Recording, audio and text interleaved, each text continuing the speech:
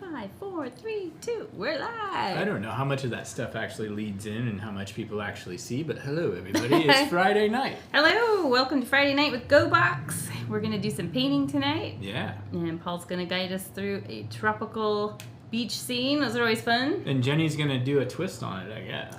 Yeah, so I'm going to turn mine into more of a sunset. I decided right before... Sunset. Yeah, I think. Sweet. I think so. Do it. I'm going to be like cliche like that.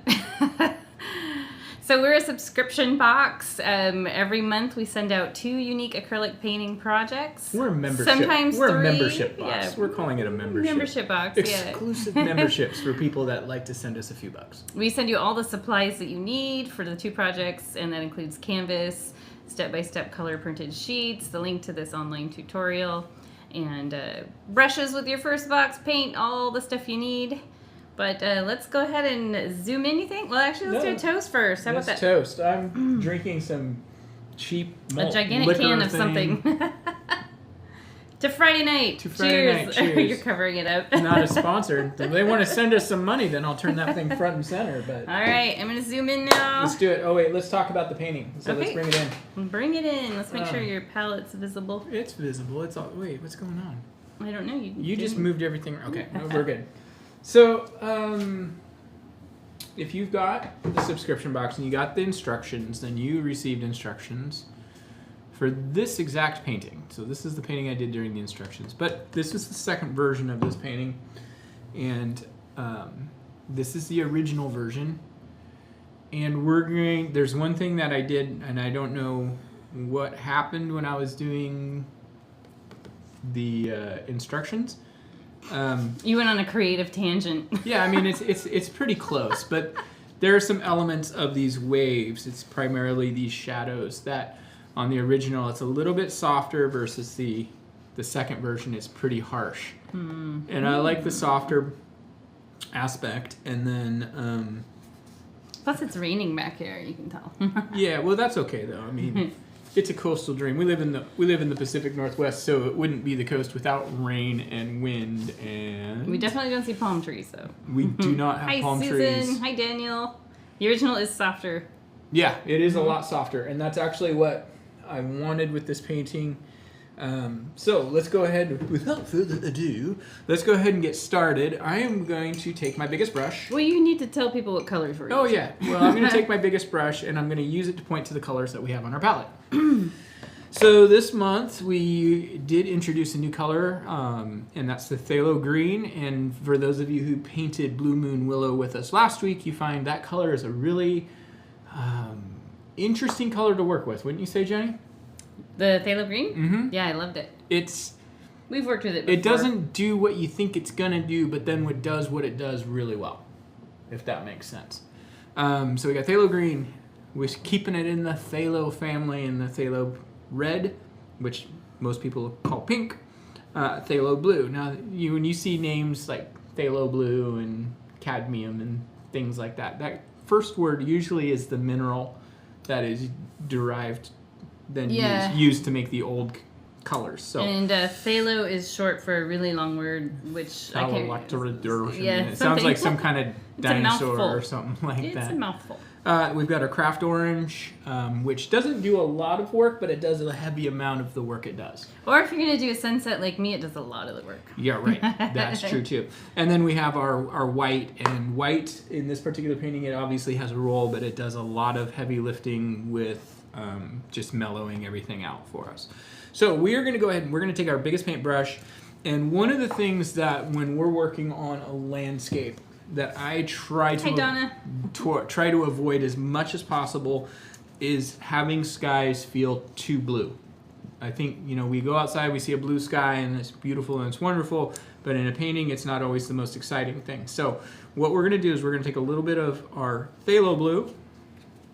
We're going to add just a tiny dab of phthalo green. So we still want this to be on the blue side, but we want it to have just a little bit of that green in there, so it's just getting into a little tiny bit of turquoisey. And I added a little bit of white, but I added too much, so I'm just going to kind of thicken this back up a bit. There we go. It doesn't really matter too much right now. because what we're going to do at first is we're going to start just by creating our horizon line. And I love using these coasters because when we're talking about painting composition, we're usually talking about a rule of thirds, which is like a third. You want your horizon a third of the way from the top or a third of the way up from the bottom. This is not quite a third, but it's really darn close. It's close enough for us. So on these particular canvases it is. So I'm just going to use this as a little guide. I'm going to put a little mark there. Oops, I guess I got to have it all. Oh, I guess what it was. And I'm just going to put however many marks I need to feel comfortable. And this is just a rough guide. It's not. This is so weird. You never ever used to do this before. I know, but it's just so convenient. It's so not you. It is me. I've evolved as a human being. All right. So this is where the back of your ocean ends, huh? Your horizon? Yep, so this is actually going to be the sky part. And I'm just going to just really quickly put that in there. And it's okay if it gets a little uneven. So just like that. Don't need to get too much going on. Because what we're actually going to do next is we can start. Take a little bit of white. Let's go ahead and soften this up a bit. I know in the instructions we bumped up to the top next, but let's go ahead and just take some white. And basically what I'm doing is I'm putting white on the brush and I'm letting it straddle that gap between the wet paint and the dry canvas. And then you can just kind of brush back and forth. And the more you brush back and forth, the more that's going to get soft. And that's what we want. And I'm just going to leave it like that for right now. Now I can do a little bit more. Let's do one more half brush width up. So it's straddling the wet paint and the dry canvas, just pure white. And you can kind of brush back in. We could do like I did in the instructions and just jump up to the top, but sometimes it's a little easier to just go ahead and lighten this up a little bit for now. Okay, so next thing we're gonna do, we're gonna go up to the very top of the canvas. I'm gonna mix up a little bit more of this. Mostly just the blue and the green. Don't really need any white in it at this point because I want this to go on pretty dark. Daniel's singing the Beach Boys over there. Do it. Aruba, Jamaica. Ooh, I wanna take it to. Yeah, that is by far the best Beach Boys song ever written. Don't let anybody tell you otherwise. I actually like. And I am totally joking right now. It is like. That's like saying The Phantom Menace is the best Star Wars movie ever. Oh, okay. That Jar Jar. Oops, that was wrong. I learned to play the one called "Don't Worry, Baby" on the piano recently. That one's fun. It reminds me of like a 1950s song. Well, I think it was probably a 1960s song. It's just like they're talking about like the racing the cars, like they'd always did like chicken, the game of chicken. Yeah. Like in Rebel Without a Cause. Is that the James Dean? Yeah. I don't know. Anyway. Well, if you remember, they did like the Little Deuce Coupe and stuff like that back in the day. Remember? What's the name of that Beach Boys movies we watched with Paul Dano? Love and Mercy. Love and Mercy. That was pretty good. So I'm putting that color on pretty heavy across the top. And I'm now just grabbing a little bit of white and I got a little bit more green in the top, and that's okay. Daniel says, no, it's like saying the Star Wars Holiday Special is the best movie ever. It's like saying Jar Jar Binks is the best Star Wars character ever created. Hey, man, that song worked for that movie Cocktail for sure. I haven't seen that movie. You haven't seen it? Oh my No. gosh, wow. Elizabeth Shue. Oh, she was just introduced on Cobra Kai. You guys, we've been talking about the fact I've been watching Cobra Kai, and she was just in an episode. That was, she has aged beautifully. Yeah. Like, hardly at all. It's like she's found the fountain of youth, and I think it's good genetics. So mine's got a little bit more of the green and at the very top, and I don't know if you guys caught it, I accidentally just kind of had a brain glitch for a second. I accidentally put a little tiny bit of the phthalo red in, which is okay too, because all it does is it really just kind of tones it down and gives us a nice... That's up at the very top, that kind of dark area? Yeah, and it was an accident and not very much. How about no more brain glitches? Yeah, no, it didn't hurt the painting. Actually, no, it looks pretty good. Yeah. That was like a happy little brain glitch. It just keeps it, like, again, I'm not a big fan of using overly blue skies. I like kind of like hinting that it's blue more than I like it actually being blue. So now using the same color, you can actually add a little tiny bit more green to this. Susan loves Cobra Kai. Yeah. Takes her back in time. I'm going to start rewatching it because Jenny has not actually sat down to watch it. She's just kind of casually seen it over my shoulder while she's usually working on paintings. Yeah, and I love it. And then our daughter comes down. She's like, I hate this show. I'm like, you just don't get it. She hasn't even really tried to watch it either, so... You weren't there. You weren't there in 1984 or whatever. Well, and she doesn't get that it's intentionally cringy. Okay, so what we're doing next is Funny I added a little bit more of our green. Hey, Philip, thank you. And I'm just working down. Now this is going to be our water. And so it's okay if it's more blue. It's up to you. If you really want it to have like that nice tropical feeling, more green is going to be better. And I like this because what we're going to do is as we start working our way down, we're going to do the same thing we've been doing up above, where we're going to start working some white in. And I think that like this combination of a little bit more of the phthalo green and a little bit of that phthalo blue is kind of wow factor tropical ocean color. I got a little too much white in there. That's okay. Because we're just going to... And we're going for kind of like a bit of a smooth-ish... When I say smooth-ish, I mean everything's ish in my world when it comes to painting landscapes. It's okay if it's streaky and uneven, but we do want it to feel like it's fading. A little bit more green in this lower. And then as I work further down, I actually want to go more just straight phthalo green with white. That to me is tropical ocean. Yeah. Hi, Charlotte. She's on vacation with her daughter and son-in-law. How fun!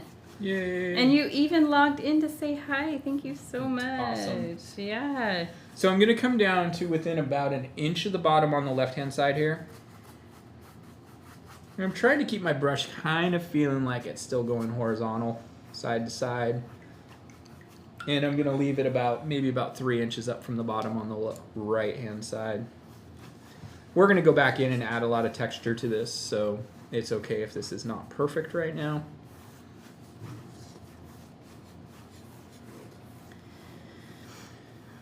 I'm kind of going back because sometimes when we start getting into here, we get a lot of start and stop marks with the brush. And the best way to get rid of those is just very lightly kind of do a Smoothing. whole brush stroke that just smooths all the way across. While the paint's still wet. Yep, while the paint's still wet. And you can even, because we've got this transition here and there's a pretty hard line, you can actually brush right over that as well. It won't hurt it at all. It actually...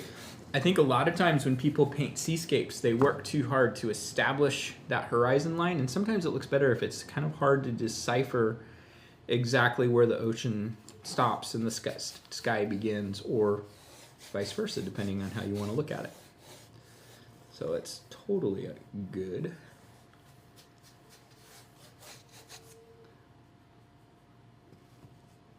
Good.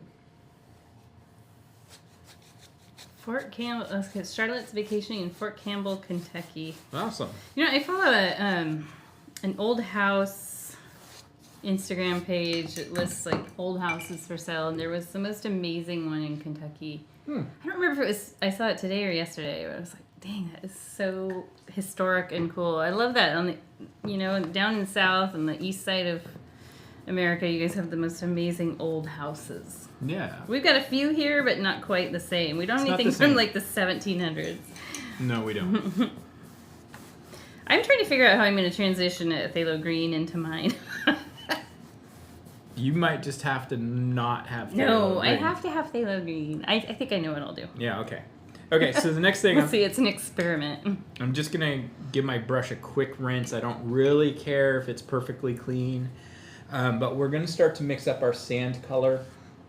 And the sand color, what we're going to do is we're going to kind of bring it up to where our water is, and we're going to try to feather it in a bit. And if it doesn't feather in perfectly, that's okay, because we can come back later, we can kind of come back and add our other turquoise in to kind of soften it up. But I'm just going to start with some of our orange and add a little bit of our phthalo red and a little bit of our phthalo green. I got too much phthalo green in there. And it's just kind of an ugly color right now. Well, that is. That's it is ugly. About the ugliest thing I've ever seen as far as paint colors are That's concerned. the color we call sludge. Yeah. Because you can always brush more orange into it. But this is just kind of a foundation color, and it's really easy to overdo the orange. So that's why I think it's better to go a little bit more towards the ugly color side. I'm now just using a little tiny bit of white to pull that color up. I always kind of think of white when we're painting like this type of thing. White becomes kind of like our blending agent. Wow, that looks like really brown on the monitor compared to the way it looks in person. Yeah, the colors on this monitor aren't super. Oh, I guess I gotta look at the YouTube feed better. Yeah. So I'm just gonna take this color up, and as I get close to the transition, I'm just gonna lightly brush back and forth along this transition. You gotta be careful because you might start lifting some of the paint from your water, but it's not a huge ordeal if you do. Again, we're gonna be painting over these areas quite a bit. In fact, it's better to go further up right now than you think you need to. Because if you think about it, if you go to the ocean, the sand keeps going down and then the water comes in over the top. So if we put a little bit more sand in, when we start painting our waves in, we'll just paint our waves over the top of it so it fills in organically. Mm-hmm. You want to get a little bit fancy, you can add a little bit of purple. And in this bottom corner, I just mixed the phthalo blue and the phthalo red together. Just get a little... You know, I actually really like it. You're the first one. Well, I haven't followed a ton of paint tutorials online in my life, or in person, other than like our other teachers that we had. But you are the first person I saw that did like purple sand, and I was like, you know what? It technically here in Oregon, anyways, it's dark gray and it can look kind of purple. Especially at sunrise. It's a lot more sunset. A lot more interesting to look at when it's purple than gray. Yeah, and I think that's one of the things that is kind of fun as you're learning to do art.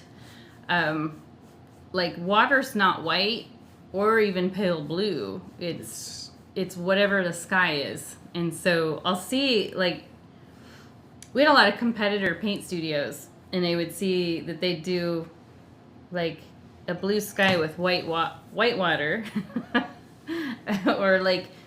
or a cloudy sky with blue water. Yeah, that's the one that always gets me. Yeah, because... and so that's just, you can do whatever's in the sky, just reflect it down. And same with the sand, it's going to reflect on the sand too. Mm-hmm. And once you start feeling the freedom to experiment with those colors that seem kind of crazy in your head, to like, oh, purple in the sand, what?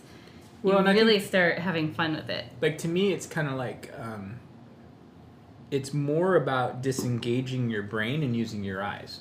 Yeah. You know, so it's like we have these built-in ideas, and it comes from, and just be honest about it, a lot of it is because we haven't really done art since we were kids, a lot of us, you know. So like, you think back and you think when you were, like for me as a kid, my idea of art was Yogi Bear. That was my art influence when I was a kid. Yogi Bear. You know, things like that. The Flintstones and things like that. Totally, the Smurfs. And so, like, and then you think about, like, when I would draw a tree or something, or a cloud, and it was, a lot of it was very influenced by cartoons, and that's fine. I mean, there's nothing wrong with that. But what it does is it kind of builds in these preconceived ideas of what something's supposed to look like instead of what it actually looks like. And so like the idea that the sky is like perfectly blue. Well, no, it's not. Water's blue. Well, only if it's reflecting the sky. Things like that. And all of us thought that way for sure. It's just when natural. we're first starting out, that's what you think. The sky is blue, water's blue. Mountains are white, no matter what time of day it is. Oh yeah, I mean we've done night scenes where we've got like when we know they're not. They're also a reflection of what's in the sky. A moonlit mountain, and people are painting the snow white because snow's white. Well, it is under some light conditions, but it's just a matter of retraining your brain. Retraining our brain. Yeah, exactly. All right, so next step we're going to work on, and this painting actually goes pretty fast, really. Well, that looks nice, Jenny. I like the way you're doing that. Thanks. Yeah, Charlie Brown and the crew for sure. I mean... Oh, yeah. That's what I used to draw, Susan. That was like... So I won an art contest when I was in 3rd grade. I'm just going to say this right now. It was all throughout Oregon, and it was a dental poster design. Oh, wow. And I don't know how I got in trouble because I feel like I need a sound effects board with the crowd cheering. But out of like 4,000 kids, I won 2nd place, and I drew Snoopy and Woodstock. And now, like, thinking back as an adult, I'm like, whoa, I'm surprised they like chose that because I'm not using original characters or anything.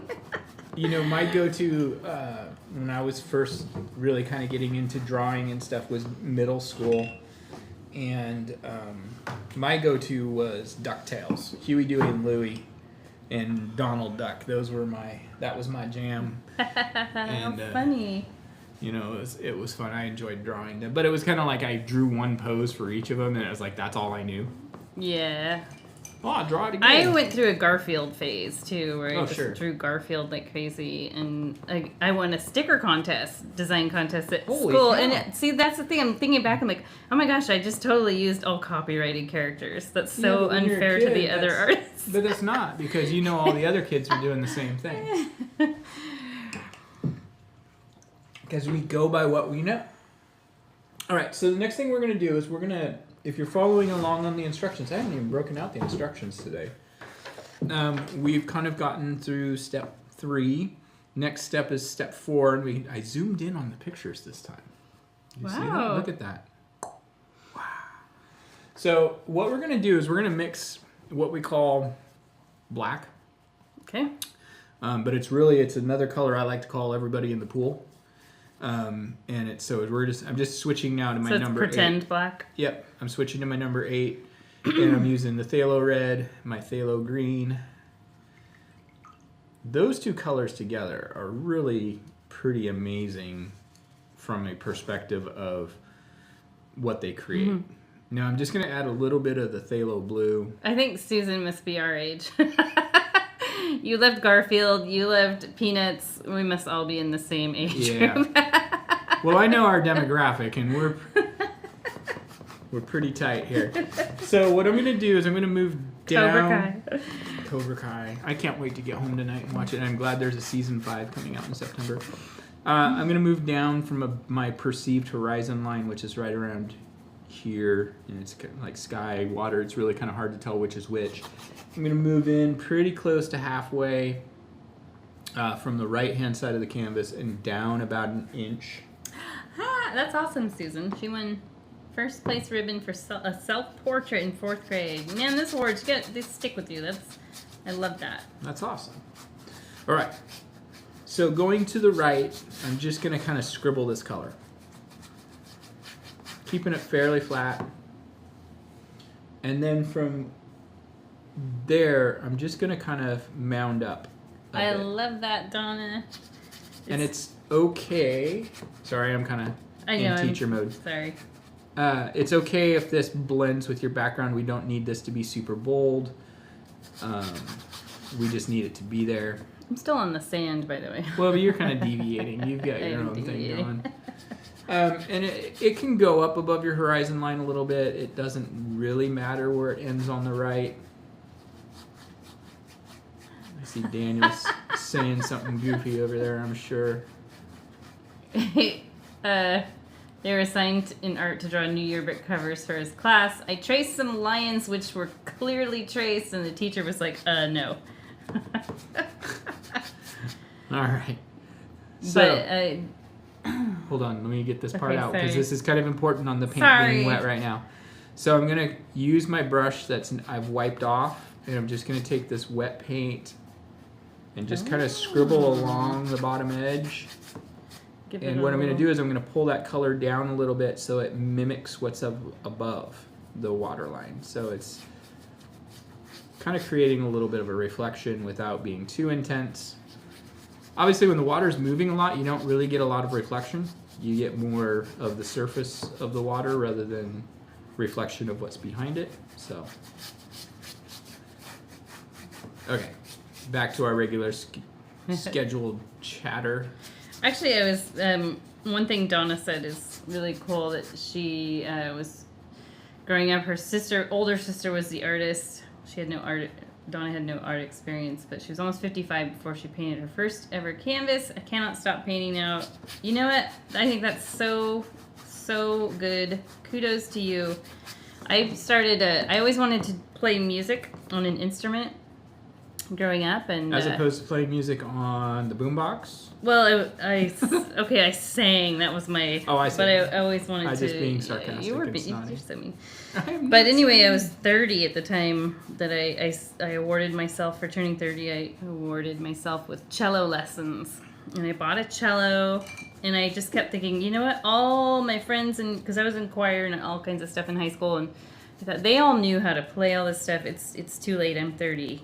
And I found this book that was about a guy who picked up cello at a lot older age, and it's called Not Too Late. And I thought that book was so good, and it's totally not too late for anything ever. Mm-mm. Well, and I think paintings, I think it's a wonderful thing, because I think it's let me see how I can phrase this properly. I think it's harder for younger people because we haven't learned that when we're young, we haven't necessarily learned that things don't have to be perfect all the time. Yeah, like You know- totally. I mean, if I started taking cello lessons now, Mm-hmm. as opposed to when I was 30, I know I would do way better. Yeah. And I think, I gave it up, though. we get to a certain point where also we realize that, hey, if I try this and I'm not perfect the first time I try it, it's okay. Like, our self-value is not as heavily weighed upon everything we try to do. So, Hopefully not. yeah, if it is. But we do have a tendency to do that. We do, Especially- absolutely. I don't know. I think all of us. do. It's human nature. It is totally human, and we're comparison always. That's what do they say? Comparison is the, I don't know, enemy of something. I can't remember. I don't know. Now It's a you good need to. saying. You better look it up now because now you've got me intrigued. Because I'm bad about that for sure. You know that. Yep. In fact, recently I was complaining about all these amazing artists on Instagram. They have all these followers, and I have like 108. And what did I say? I said that's because they post every day. As opposed to once every 6 months. Yeah. I don't really think people want to see my stuff that much. I haven't posted anything on Instagram in probably over a year, so I'm just as guilty of It's that. hard, you're running your own business. And Okay, so let's talk about getting better as artists instead of our woes of running businesses. Let's talk about palm trees. Now, palm trees are something that I think people are always shocked at how easily they go. Yeah. And the thing about palm trees is the beauty of them is you just kind of got to get close, and people will be like, "Okay, I get it. It's a palm tree." So, and I think that's one of the things that the way I paint versus the way a lot of people want to paint. Sorry, I'm just gonna say it that way. Is I very much buy into the loose interpretation as long as you get 75% of the way there, people will figure out what you're trying to show them. And I always think one of my favorite artists is Monet, and it's if you look at his paintings, it's it's a loose suggestion of something, and people figured it out. So if he did it right, I think it was okay for him to do it that way. We can do it that way. Okay, so palm trees.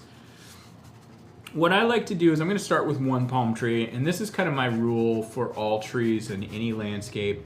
Do one if it really makes you feel like you need to hit your therapist on speed dial for Monday morning. Don't do a second one. But if it goes fine, do 2 more. So let's start with one, because 1 or 3, it's great.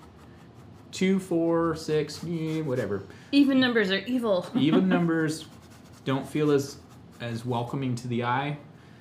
So let's start. Basically what I like to do is I like to start at the top of my tree. I'm going to start up a little bit in my horizon. I'm using my smallest brush now. And as I work my way down, you can kind of just bounce and push down harder. And it kind of gives a little bit of that kind of jaggedy kind of palm tree kind of vibe. Yeah, you can go a little taller if you want, but I don't want to get too tall with this furthest one out. Keep that a little smaller. If your color is a little different, we are using the same color we used to make this little landmass. But if your color is a little different, you can kind of just brush it out into the landmass. It makes sense. It just feels like shadow or something like that.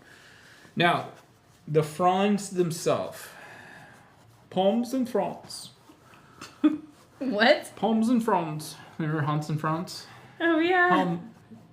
We have to palm You up. Yeah. So, palms and fronds. So, one thing to keep in mind with our palm fronds, it's like, okay, I forgot something in the original. At the top, there's usually a little bit of... coconuts. Well, it's actually where all the fronds have grown. This is really bad because I'm going to have a hard time not doing this and chuckling about it all night. But this is where all the fronds have grown. Oh my God. All the fronds have grown out. And, gosh, oh no, we've got the chuckles. And they break off and they kind of leave a little bit of a knob at the top. But everything that we're going to do is going to come out of basically one central location. And I've seen a lot of times we try to do palm trees and people work their fronds the way they would down a fir tree, but they don't. They grow like a tuft at the top. And so I like to do them one at a time, and I always think everything's going to come out from the center and gravity's going to take over and pull it down. So I'm going to start with just what they call the vein, I guess. And then I think... What brush are you using? The smallest one. Oh, okay.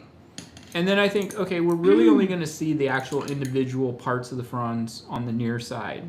So they go down and away.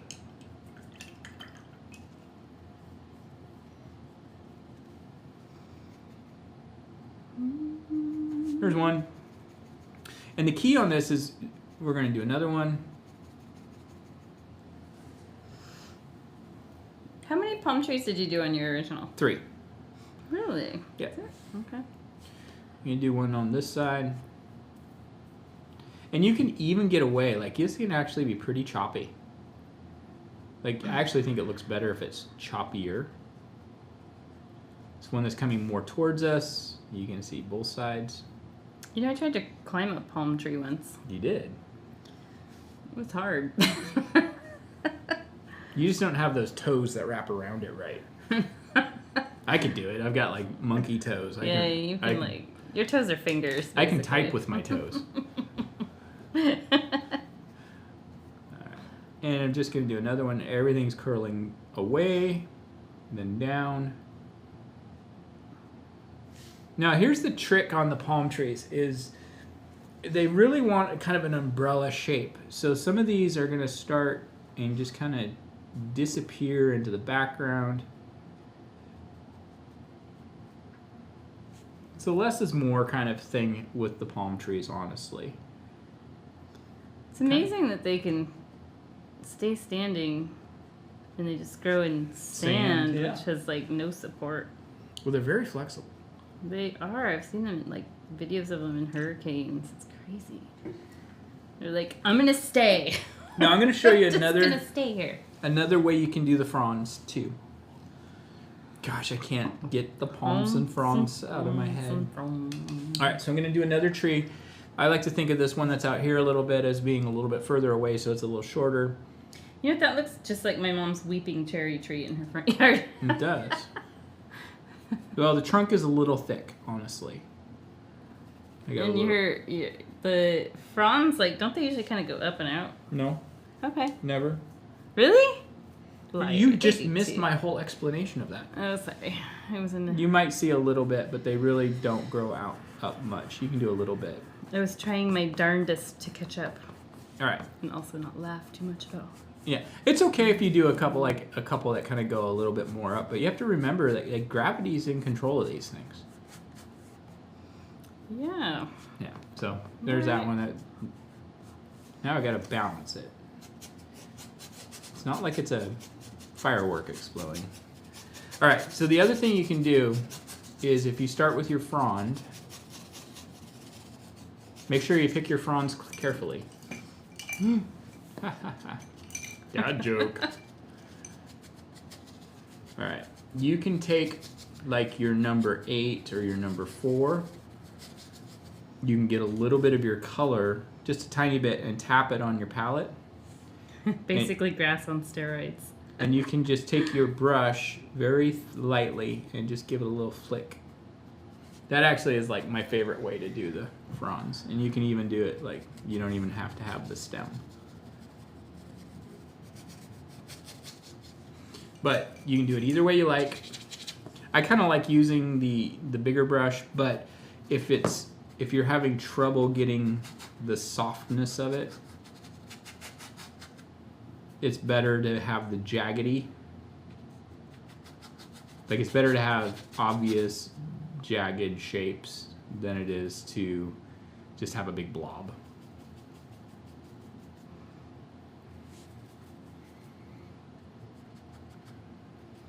Do you remember that brand called Local Motion? Yeah, for sure. I wonder if they're even still around. It made me think of it, the palm trees.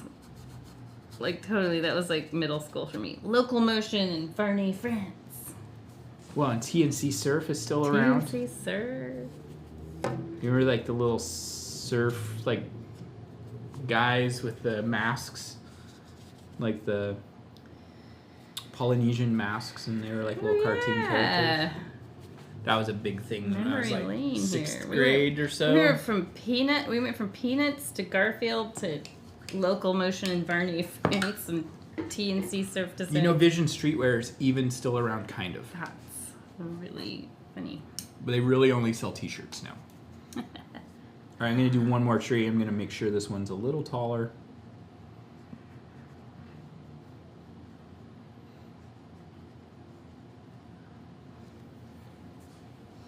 Again, these are just a suggestion. They don't have to be like this photoreal thing. Daniel says, I had no idea that Kylie Minogue was in Locomotion. Yes, I had that. I had that single on tape in the 80s. I think I was... Come on, baby. Maybe 89. Wait, that was wasn't that a cover? It was a cover of... I don't remember who sang the original.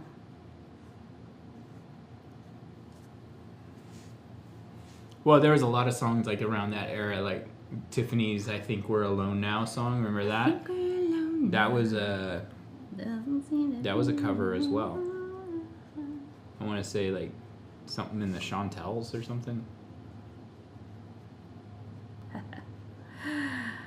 And then it got weird when Debbie Gibson had to change her name to Deborah. Yeah, what? Come on. We only know you as Debbie. You're Debbie. I don't... Just because you think you're more sophisticated now that you got a few $1,000,000 in the bank doesn't mean you get to go by Deborah. You'll always be Debbie to me.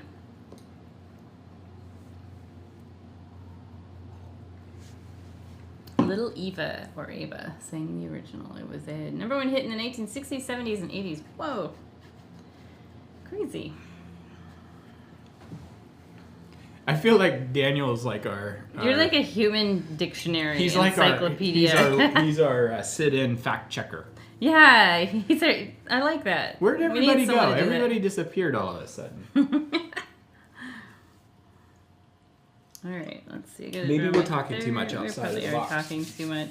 We are. We do that sometimes. But you know what? I don't want to say I don't care, but I do enjoy the conversation. I think it keeps It's because us real. it's Friday night. We started out by listening to Metallica. Yep, we did. All right, so we're doing pretty good on this here painting. Daniel's going to send me a cease and desist for using this here. Yeah, Tommy Johns and the Shondells. Tommy James. James. Johns. It says Johns. No, he said James. Oh, okay. James. Okay. All right. Oh, I'm learning. So we got our trees. Again, you can do 2, do 3. If you want to get real... Oh, geez, that was close. Really fancy. And you're feeling it. Like you're feeling the palm trees. You could do one more little one out here. And the reason I say a little one... This is extra credit. That's going to throw your rule of thirds off. It does. I'll do another one just in case. You can draw coconuts too. Yep. They kind of get a little lost in the mix. There's like a little cluster at the top, but yeah, it's just going to bulk up that upper part without really... They're so small, it would be kind of hard to see them properly, I guess. Did one more smaller one out there. You can do one more next to it. Give him a little buddy. This one's a little taller. And all that does, it just kind of gives the impression that maybe this little finger of land is actually moving away from us.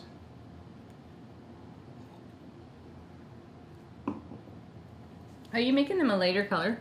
Yeah, just I'm not putting as much pressure on the brush when I'm doing They're it. like appear further away, maybe? Yep. That's the desaturate it. Make it look further away. Gosh, I'm really hungry tonight, Jenny. Might have to hit the drive-thru on the way home. Just saying.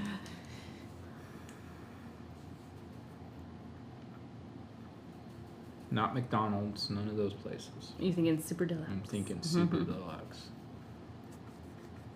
The locally sourced organic meat place. Well, I don't know about my clouds here. Oh, you are going off. Jeez. Off the rails? Yeah, really off the rails. All right, so those are our trees. That's where we're going to keep it pretty simple in that regard. Our next step, we're going to start building our waves. And so the waves are, there's a couple things. Like, let me see. So here's the original that I did. And there's one thing that this is the one of the things I really like about this original that I don't know what I did or what I missed when I did the tutorial drawings. But the water goes all the way just a little bit off the edge of the canvas on this one versus the one I did for the tutorials, and it comes up short. And I feel like this is something that's very typical of what we would do in the studio, whereas this one feels more like something that feels a little bit more professional. Not that I want to put down the sip and paint stuff we did for so many years, because it was wonderful, but it's just little tiny details like that make paintings look better. Hey, Kim. Glad you could Kim hop in. Yeah. Kim is in the house. She got to visit a few art galleries at a festival. How fun. Awesome. In Texas. What part of Texas are you in? I don't know if I ever found out. No. That's always fun to All right. visit art galleries when you're So out of town. we're gonna get going on this. Don't mean to interrupt, but the first wave we're gonna do is we're gonna do this one that kind of comes along this edge here. And what I want to do is I want to feel like somewhere about the middle of this mass here is where our land ends. So right about here or so, and I want to move down from there about a ½ inch to an inch. And I'm just going to take my number 8 brush and some white. I'm just going to put a little dot there. And then I'm going to move up from the bottom of the canvas on the left-hand side here about an inch. And this is something that I think you can do, maybe at first just do it in little sections because it's really easy for the paint to dry too much. So, awesome. Hi, Debbie. Hi, Debbie. All right, so what we're Nice. going to do is I'm going to work across maybe 3 inches at a time or so, and I'm going to get my brush pretty, not overly saturated in paint, but there's a pretty good amount. and I'm just going to kind of scribble side to side. I went a little further than 3 inches. Is this the foam? Yeah, so then I'll do that couple of inches there, and then I'm going to wipe the excess paint off my brush, and then what I want to do is I want to scrub out the top edge. So my brush is just moving side to side, and I'm pushing that paint up into the water. I always like that effect. I think that is the coolest thing. I think that's something that we came up with maybe about 5 or 6 years into owning the studio. Well, I learned it from you. The very first time I saw this was when you taught our haystack rock painting that you designed. Mm-hmm. And I was like, oh, like the clouds opened up and... Well, I didn't always do it this way, but then I started doing it later. The choir of angels came through. Because what it does is it makes this water feel like more like a shelf. Yeah, and it really is. Yeah. It's like a series, like when you watch the waves, they're like a series of shelves that are slightly rounded on the front, just coming on through. Yep. And I like how you're kind of varying the line along here, so it's not like one perfect smooth ramen noodle. Yeah, that's really important, is to vary that up as much as you can. And you probably want to work kind of quick because of the drying. That's why I was saying you only do a couple inches at a time. I move a little faster, so I'm okay with doing a little bit more. Because even right now, it's already starting to dry where I went a little further. So what you really want to do is you really want to take this top edge and make it just disappear into the water.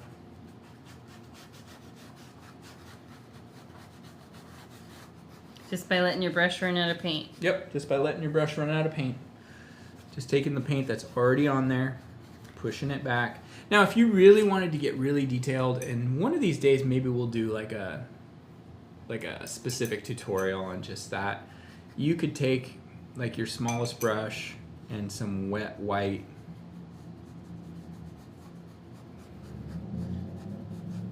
And you can add extra texture if you want to. Yeah, because it kind of comes in like a sort of lacy. Yeah, and it just takes a lot of work. But like, look at this little section I just did that, and look how that looks on the monitor, Jenny. That's so cool. And Did you use your tiny brush? Tiny brush. And you use watered down white? A lot of water, just a little bit of white. So when you're drawing these little shapes, like what are you thinking? Are you thinking nothing? Like, you're just kind of scribbling? Are you doing loops? Or I see you're kind of scribbling. Just kind of scribbling. Okay. Yeah, and you can do it. This is not in the instructions, but what you want to do is you want to do a lot of it if you're going to do it. And this is the kind of thing you can always kind of come back like even tomorrow and add. Yeah. But oh man, I actually look at that. That looks like bomb. It looks like a beach. Yeah. It looks like you're Weiland. Isn't that the guy that we went into the Lahaina gallery and we did? Yeah. He's on a paint. He does painting on OPB. He does some. I don't know how much of that's still on. Like, a lot of the like public broadcasting and stuff like that is so much of it's disappearing just because everybody streams. So he did Weiland. What's his last name? Do you know? That is his last name. Oh, okay. What's his I don't know what his first name is.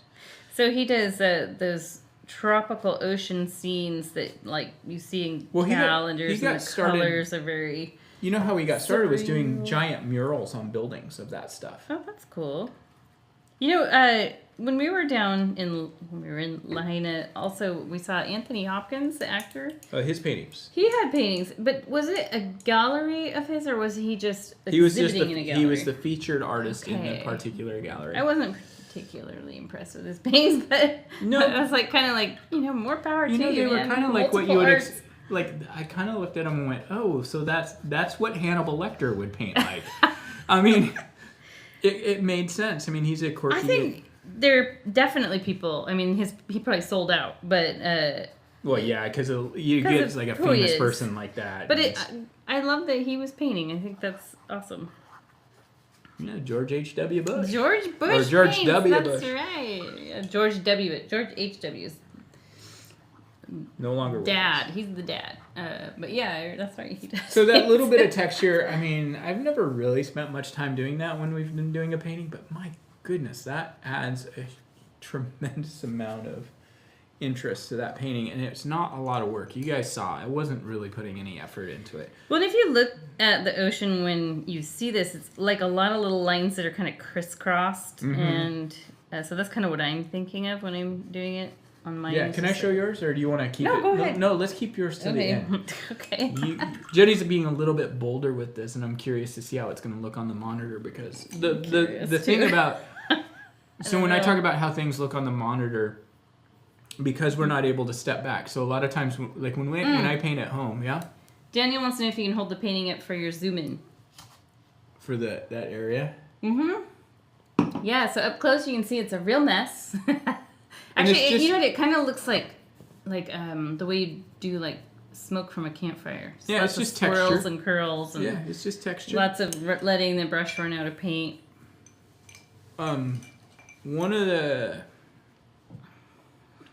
Recently when I was looking at some paintings when we did the Heseda Head Lighthouse painting, I looked at like some paintings of or just painting photos and stuff of the bays and stuff, and it's like sometimes there's just more of this going on than there is anything else. But anyway, I don't want to get too busy with this. This is something you guys can go back and add to your heart's content later.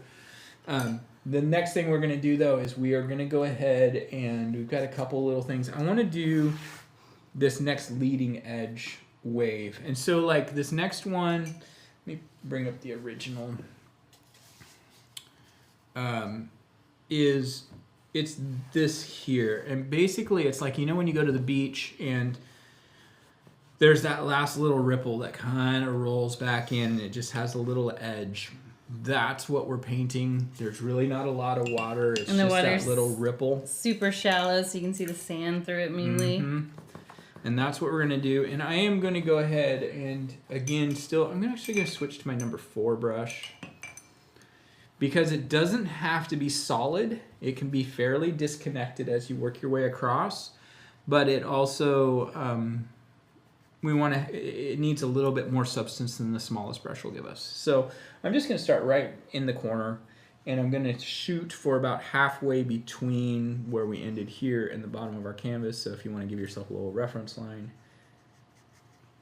So if any of you guys have gone to Hawaii, I really want to know what your favorite island is. Oh wait, hold on real quick. That's a great question. One thing I want you to be very careful of is that you're not just creating a parallel line to your original painting. You had to interject there. It's true, yes, absolutely. You don't want that. And you don't need to soften it quite as much, but you can. I have a tendency to do that. Like, oh, I just copied exactly what is on here. On the last wave. But anyway, Paul and I have been to the Big Island twice, and we've been to Maui once. Nothing else. I really am interested in Molokai because we could see it from Maui every time we went to the beach, and I thought it looks really neat, and I know it's less traveled, but also Kauai because it's really lush and hilly. So I am curious. So just just a little side story here. I have another company that I've recently purchased in September, and it's kind of been around for a long time, but I have a big shipment I have to prepare for. One of our biggest client bases for this particular product is in Hawaii because there's a lot of agriculture and stuff going on, and it's an agricultural product. But one of my friends... They use it for sugarcane? They use it for sugarcane, pineapple, coffee... You think about all the crops that are in Hawaii. You know, Hawaii has to grow most of their own food. You know, importing food into Hawaii is just not really very feasible. But one of my friends who lives in Hawaii is Aletha. I saw her comment on your... She is somehow involved in the agricultural industry and farming over there, and she's going to put in a word for us to the So we're hand delivering stuff. Basically. We are hand delivering stuff to Hawaii. What island are we going to? What boat? So she's on Kauai. Oh. My big shipment I've got that I'm preparing is Big Island, but so I'm doing a little bit more of this little extra texture, which we actually did in the original painting, but it just adds some shimmer and stuff. It's really easy to overdo though, so be careful. Now the other thing on this painting, gosh, I'm getting chatty. You are super chatty. It's been a long day. It was a good day. You know what though? This is a short painting. It is kind of a short painting. It's kind of fun too. Just let people. Most people comment that they like the chat sessions because then they can catch up while we're talking about.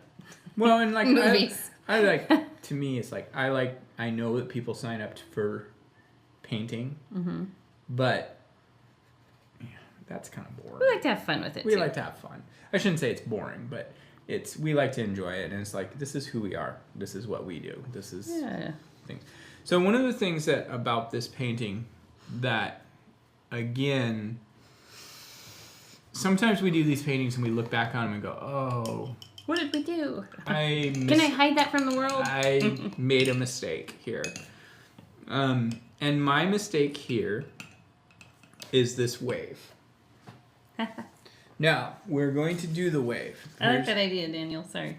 Let's pop it in there. We should do a live video feed of her painting on one of the beaches. Oh, we should, for sure. This second wave I did was a little better in some ways. But I think what I feel like is missing on this painting is I feel like the wave is rolling in this way. But this wave feels like it's coming this way, right? You defied the laws of nature. This way, well, it's not that it defies it, but this wave feels like it's coming this way. Okay. And I started looking at some paintings and drawings and photos of waves, and I was like, okay, I see where I made my mistake. And so it's an easy fix. We're going to do this the right way this time. Okay. I'm going to start with my smallest brush. I'm just going to take a little bit of white. And basically I'm going to start with my smallest brush just because I want to have a little bit more control the way I do this. I want to move up from this edge, maybe about 2 inches, 3 inches or so. And basically this is going to angle up a little bit. And then as it gets too close to the middle of the canvas, maybe a little bit short of the canvas, it's going to scoop up and it's going to create kind of like it's going to do a curlicue. Waves are a little scary. Yeah. So now from this point, this bottom edge here is going to scoop around and it's going to come right along that water line there. That feels uncomfortable. It is. It is. But I see where you're going with it because Yeah. I know the original, what it looks like. So now the next thing I'm going to do is from the top of this, I'm basically going to say I'm going to move in from this little point here about 1/2 inch or so. And this is going to come in there. Now I'm going to take my brush and I'm just going to wipe it off real quick. I'm going to soften up this edge along here like we did with the other stuff.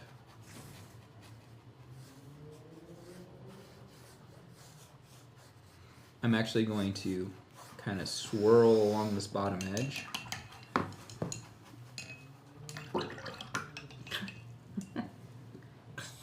Loud brush washing. Geez, Jenny, keep it under control.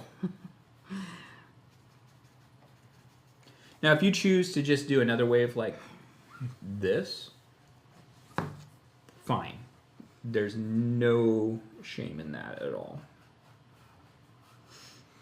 Okay, so this is our kind of our loose interpretation. I'm just taking this and really making this feel kind of foamy and frothy. This is something you could do with if you mixed the phthalo green with white and made like this light color here. Oh, we'll get there. Then no, you can sketch this on without yeah. feeling like you're like it will make you feel a little more comfortable, like, oh, I can just easily blend that out. Yeah, for sure. And then go back with the white when you feel confident with your design. So then what I'll do is I'll switch to a little bit bigger brush. I'm just going to go with my number 8.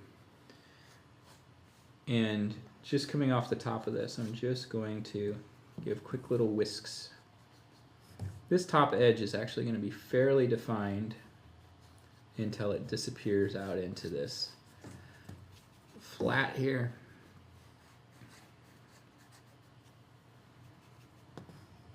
Do a little bit up. And it's okay to leave just a little gap of the water showing through.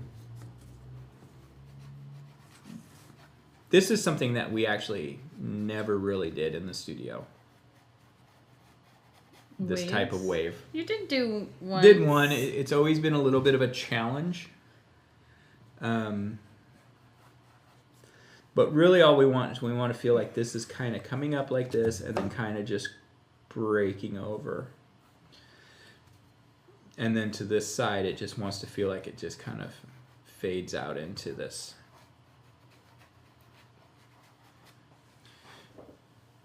So that's the reason we want to do it that way, is it's really easy to, like, it feels like the physics are off if we try to get too much stuff going on as far as like a double ripple and things like that. You know who was actually really good at painting this type of stuff was Bob. Bob Ross, yeah. Yeah. He was, yeah. He could knock out those woodsy and beach paintings. like nobody really thinks about his seascapes. I mean, I'm sure if you're a big fan of Bob, I'm sure you do, but most people who are just like casual fans, happy t-shirts, you know, you think of happy trees, mountainous paintings, and yeah, but he actually did a lot of seascapes in his show too. Mm-hmm.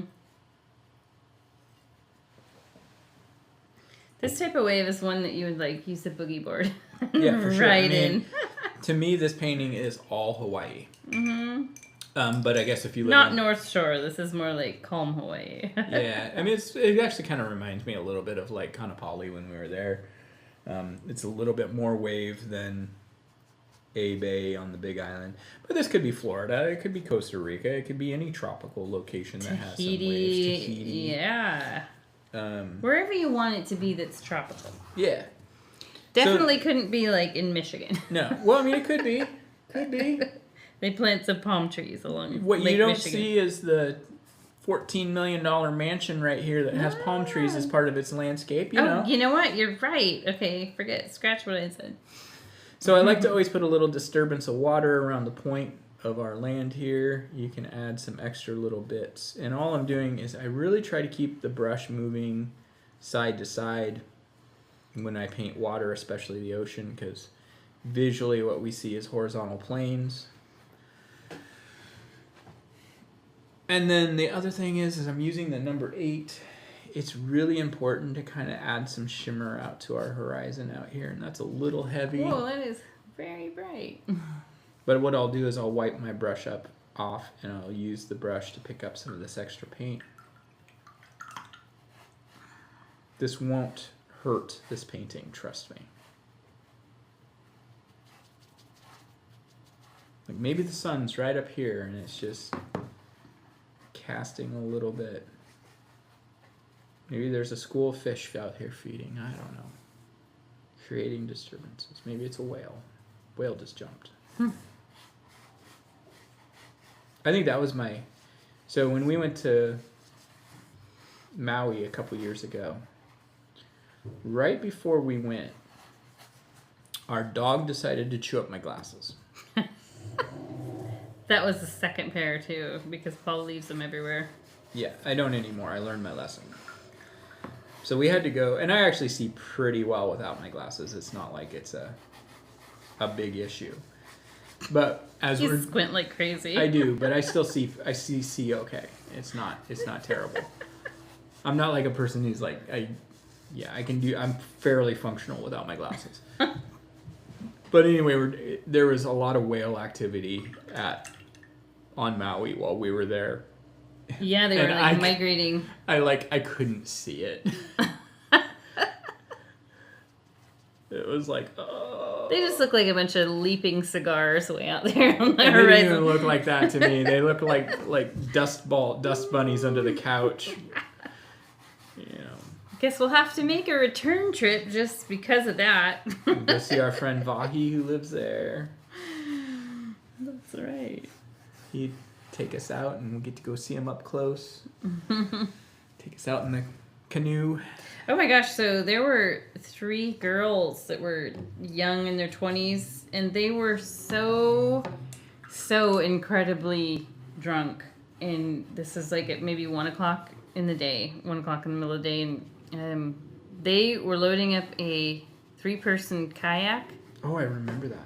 And they were heading right out into the ocean from Maui, which straight across a long ways away is Molokai. And then there's another one that's just to the left, but I can't remember what island.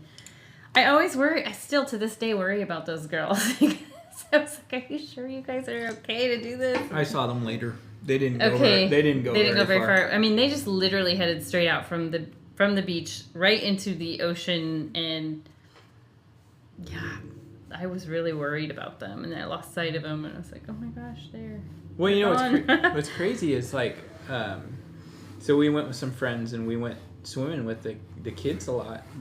Our friend's husband and I took the boys out swimming a lot. Like literally 2 weeks after we left, there was a tiger shark attack on that beach. Wow, tiger sharks attack? Oh yeah, yeah. All right, we're just rambling now. It's okay. People are catching up. So this is all good. All this really is texture, and what I really try to do with it is take it and... True, Daniel. 1 p.m. in Hawaii is 5 p.m. in Montana. It's 5 o'clock somewhere. But I try to blend it, like kind of fade it so it doesn't feel like it just ends abruptly. So I'm pretty happy with that. Really, if you don't see this little bit of shimmer out on the horizon, something feels off. I do have a quick question. Mm-hmm. Are we going to redevelop? We're going to develop this more, right? Yeah. Okay, good. Yep. Mine looks really bad. Yep. We're actually going to, there's a couple things we're going to do. The main thing is we really want this area right here to feel like it's glowing a bit. Okay, yeah, that's very, very Wyland of you, Paul. That's actually something I learned from Mr. Ross. Nice. So this is a little deviation from the instructions too. This is our original, is that right? Yes. So one thing you'll notice is these shadows underneath on the original are much softer. Partly I was just a little softer with the paint, but the other thing is the color's not quite as dark and intense. And so that's the direction we want to make sure we stay with going on this. And so what I'm going to do is I'm going to use my smallest brush. You can use, let's use our number 4. I think it's too easy to get sidetracked in using the smallest brush. But I'm going to mix together a little bit of our phthalo green, a little bit of our phthalo blue. And I want to add just the tiniest dot of the phthalo red just to soften it so it's not quite so intense. Windier, huh? It looks windier off in the distance. I think that's fair. All right, so then with this color, I'm going to start on this wave here. Very lightly, barely touching the brush. I'm just going to trace along the bottom edge. Then I'm going to wipe my brush off. And it's just like the opposite of what we did, blending this color out. Blending the white up into the water, we're going to blend this shadow down. You want to do this while the paint's wet because you want to pick that color up and you really want to softly push it around. Like Rob Thomas on Matchbox 20, push it around. What? Don't you remember that Rob Thomas song? Push? I want to push you around. Oh, yeah. Yeah. We're just going to push that color around. Well, now I know what song's going to be stuck in my head the rest of the You're welcome. It's better than some of the ones that I've had stuck in there recently.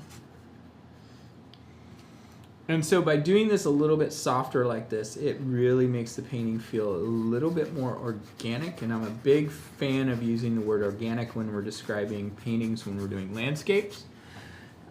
Because honestly, that's what we're painting, is an organic scene, and we want it to feel that way. And I'm not even going to charge you extra like the grocery store does for organic products.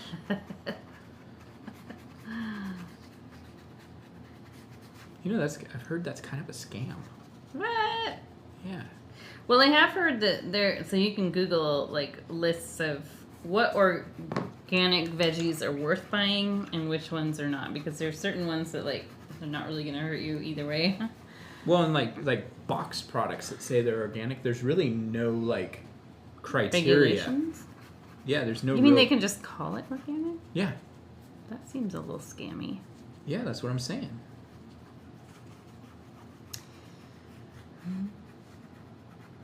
Look, it's a baby shark. Do do do do do do do. And this Sharknado.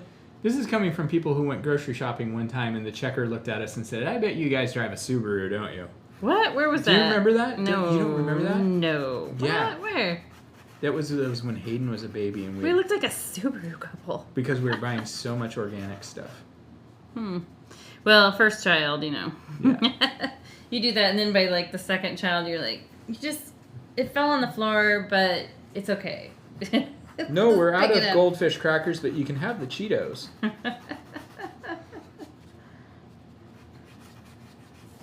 And it wasn't goldfish crackers; it was like Annie's organic Bunnies, cheddar bunnies. Yeah, the cheddar bunnies. That's funny. So you can see, I've done this a lot softer, intentionally, less paint, a little bit more scrubbing out, and you can see, like, compared to the original, it just feels more natural, more organic. There you go with that word again. And then the one I did for this is actually kind of embarrassing, honestly. What the heck? What was going on there, Paul? Was that your second or? That was the second, and I think I painted it Were in you our. hurrying? I painted it in our kitchen, Oh, maybe that's why. and I think the You were lighting. distracted by the television or something. No, I think I was. Might have been. So you could also yeah, I'm not gonna worry about that. We'll talk about that in another painting. Leave us hanging. Yeah, sorry. I'm gonna do the same thing using the smallest brush. Same color. Down along this one. Yeah, and this one you don't need to blend out as much. You can always, this lower one, you can always come back and add more of the white if you need to. Sometimes it's good to kind of touch up that edge again with the white anyway, so then it feels like it's sitting on top of the shadow. Because basically that's all this is, it's just a shadow. And by having the dark and the light painted on there, you give the perception of one is recessed and one is more pronounced. Yep. And this is the kind of thing that when we would teach it in the studio, sometimes people would be like, yours looks like a wave and a shadow, and mine just looks like two lines.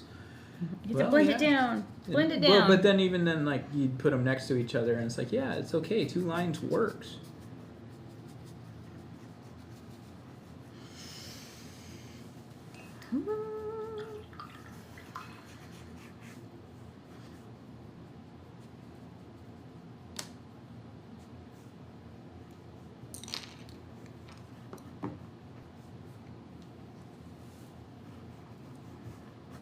All right, so the next trick on this is we're going to do this wave here. This here wave. And I keep saying that because Daniel's this here channel. I'm going to go ahead and use my smallest brush for this because I want to have a little bit more control. Same color.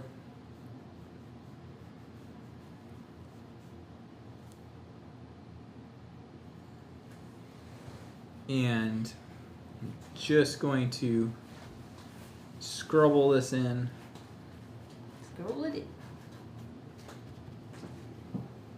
But again, I want to, maybe I'll use my smallest brush to lay it in there. And then use my other brush to kind of smudge it out and soften it up. But what I'm going to do with this color is I'm going to extend it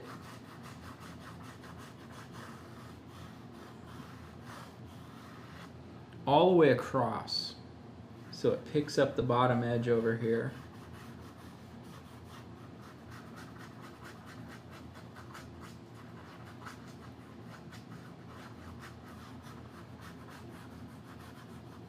Can kind of fade it into that curl a bit.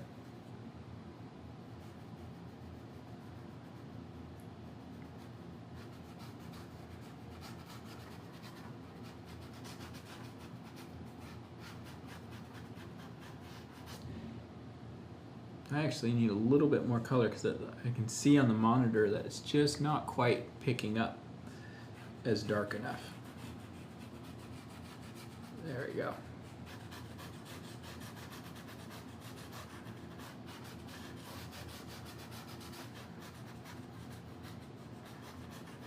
There we go, that's what we want.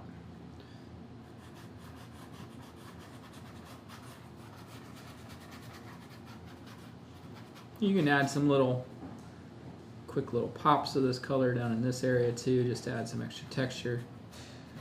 Less is more. Don't need to get too carried away. Ba-dum-boom. Ba-dum-boom, ba-dum-boom. Do you think our heat ever came on in here? It doesn't feel very warm, does it? No.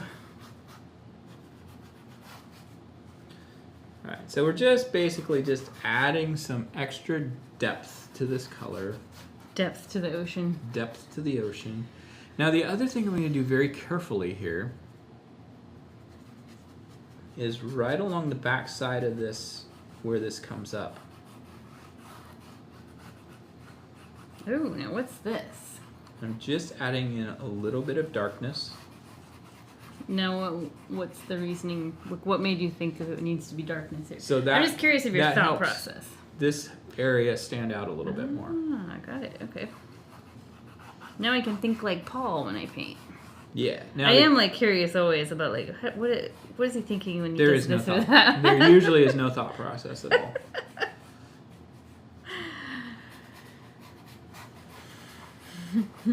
And it's just take a little bit of this color and you can start to kind of streak this into the darker or the lighter areas.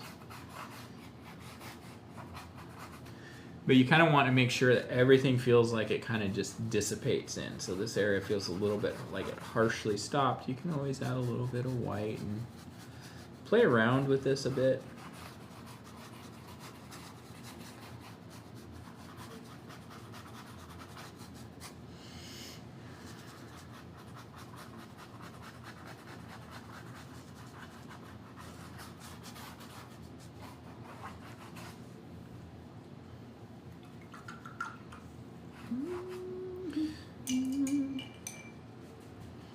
You know, I gotta give a little shout out to Celeste in Alaska because I know she's been doing our paintings and she's 12, I think.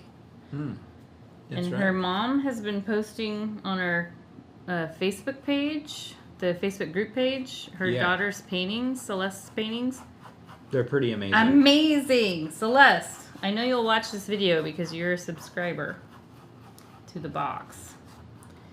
Keep doing what you're doing because you are so amazing. I'm so impressed. I am so impressed. You're far beyond what I was at 12, that's for sure. Me too. All right, so the other thing, so I just used a little bit of just the green and white and just kind of filled in the eye there again. I'm going to mix up a little bit of our dark shadow color a bit. I'm going to use my smallest brush, and you can kind of add some little swoopy little texture. The Pixie, hi guys, actually made it for the last 10 minutes of the live stream this time. I'll do the actual painting later tonight or tomorrow. Awesome. Hello, and thank you for popping in. So what I did with this, and this is kind of hard to see on the camera, but it just puts, I'll just do it a little bit more. Oh wait, what did you do? I missed. You're doing a little curvy thing? Yeah, so I'm just mixing up my shadow color. The rip curls, is that what they call it? Yeah, and I'm just kind of giving it a little hint that this shadow is kind of starting to creep up into this water a bit. If you get too carried away, it's okay. It's easy to fix. It's so funky how waves are created by the moon, like the gravitational pull of the moon. Isn't that crazy? Like, No, it's science.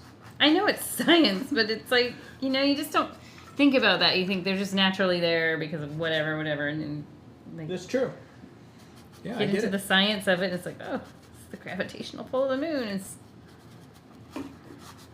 doing Yep. this for us. So one thing I like to do too is I'll take my smallest brush and I'll just get some just plain white. And I think it looks really cool to just kind of like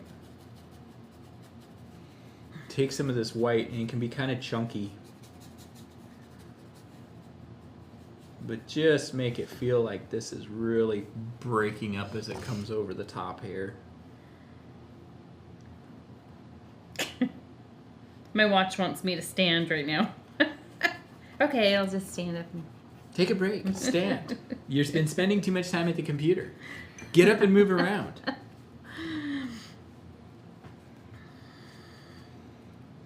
And then you like get up and walk across and get a cookie out of the cookie jar, and it's like, good job. You're doing so good. You're doing great. Keep it up. No, it says keep it up.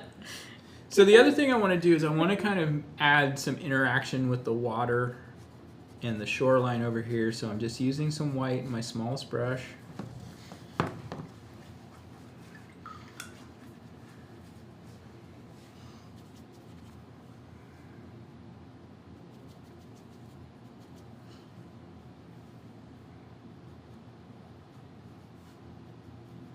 And all of this stuff. Oh, you'll manage just fine. Mm-hmm.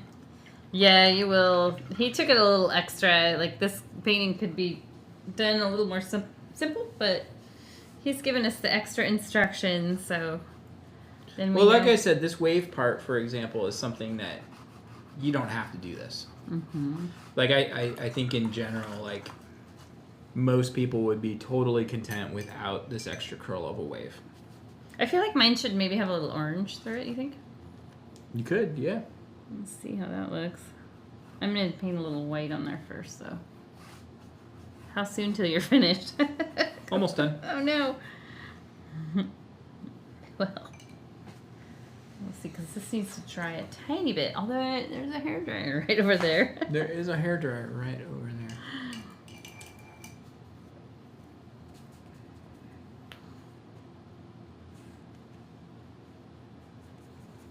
So when you designed this, Paul, I'm curious, did you have like a location in mind? Like, did you look at any photos? Or I always ask you that, 'cause I'm No. curious. Not this one. Sometimes I do, but this one I didn't. And I probably should have, honestly. If I was going to put this curly wave in there, I should have been a little bit more definitive about it. Like, been like, okay, this wave's gonna... Well, I really like this crisscrossy foam stuff, though. Yeah, the wave does make it pop, for sure. Yeah.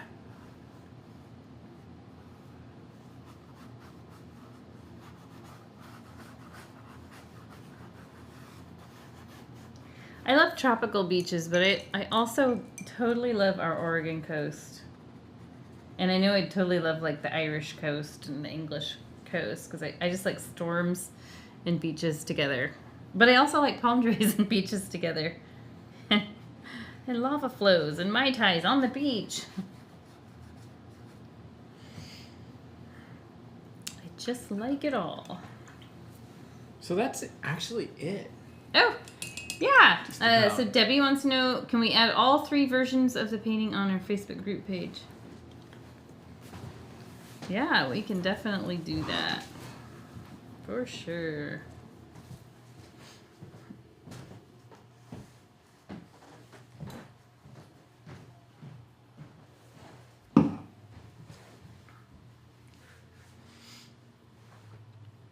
So yeah, our 2 paintings are completely different.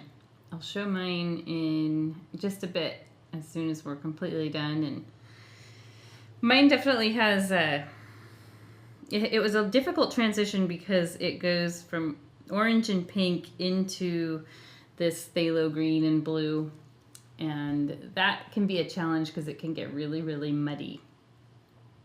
But I think I did okay. I used white a lot at the transitions, which that helps a ton when you're transitioning it's mainly the blue going into the orange. That's what creates this brown, honestly, down here, and you don't want that in your ocean too much.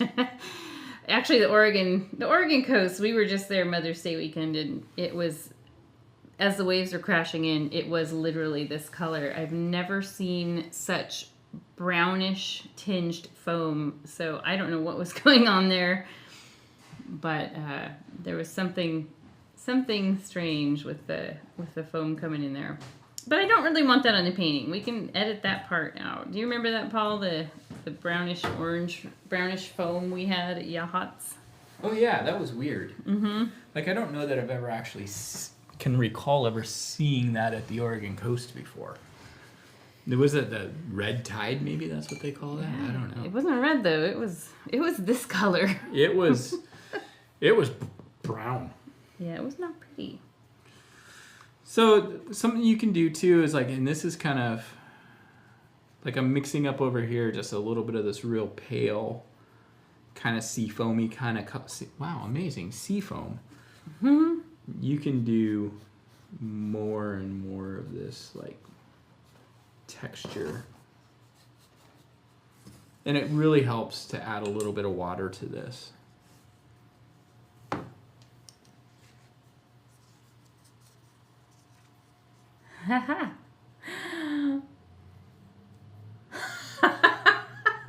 Kim, you got a lift in a Tesla that had fart sounds for directionals. That kind of reminds me of when I had my GPS set. Before, like, I had it in my car. I had one of those Garmin GPS units, and we had it set to the Yeti voice, so he doesn't speak English at all. He speaks in grunts and yells. And I was up in Seattle.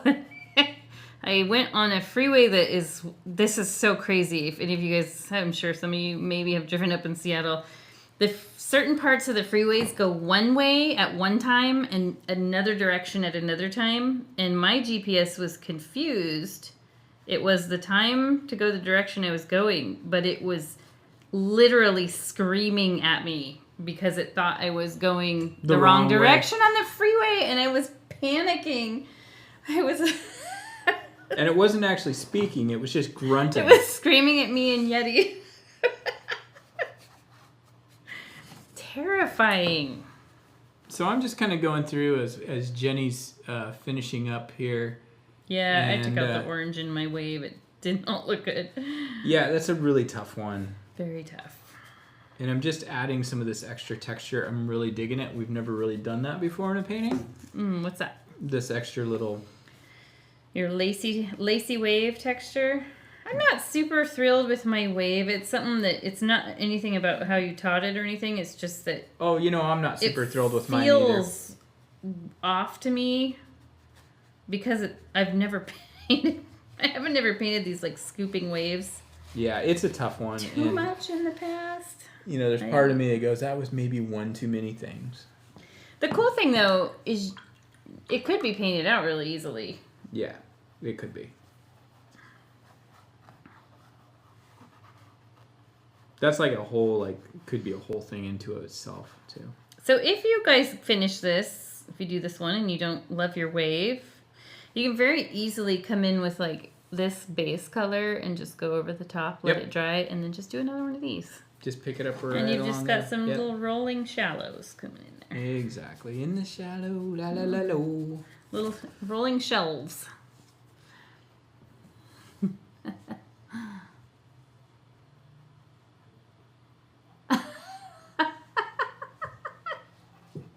Now what? Daniel says, Quantum Leap is returning to TV, yay. And he said, oops, that was meant to be a private message. Yeah, we want to know. Are they new Quantum Leaps? Gosh, I used to watch that. Does it have Scott Bakula in it? Scott Bakula, yeah. That was years ago. We watched Quantum Leap. I bet it has different... You know what show we just started watching? This is so embarrassing. We started watching the Vampire Diaries. It's pretty bad.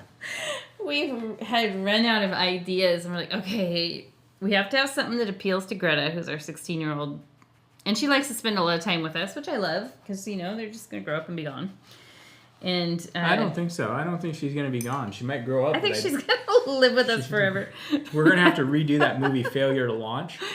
Oh my gosh, let's have her watch that. Anyway, yeah, so we started watching the Vampire Diaries thinking, okay, here's something like it's about teenagers, and she likes, you know, she's into the vampires, witches, all that kind of thing, and it's just funny.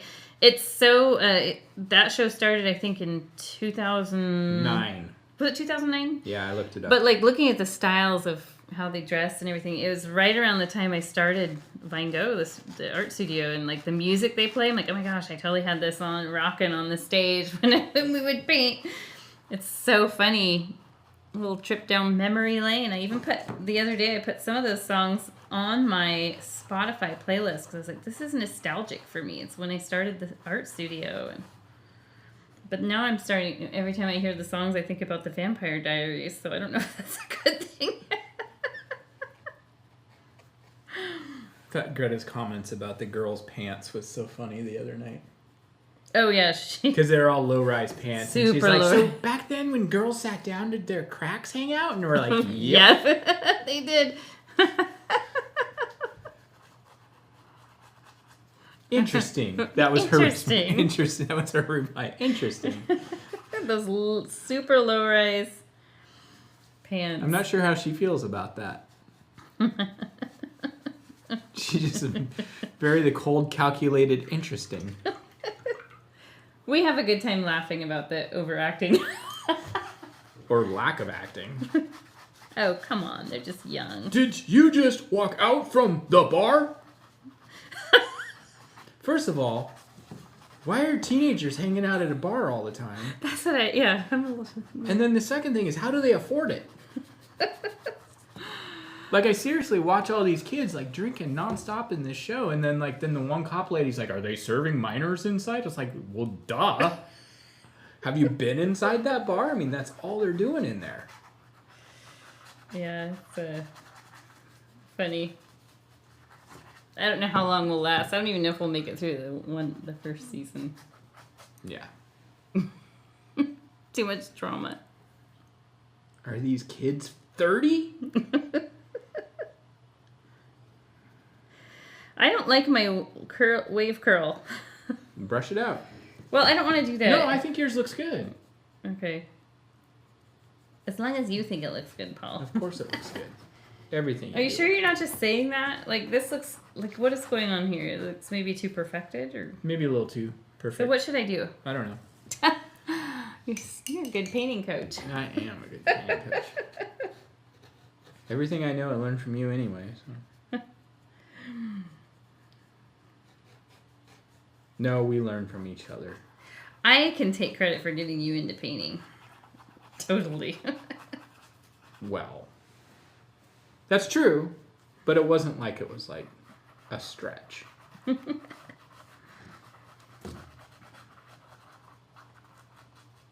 I mean, I used to draw DuckTales in junior high. That's right. That's right.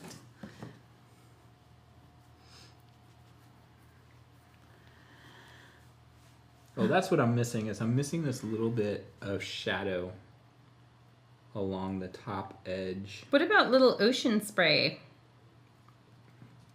Grapefruit juice? I mean, cranberry juice? Did I just add something extra? Like, I feel like that's what... I'm adding a bit of that texture to my weird wave, and I feel like it's making it look a little bit better. Sure.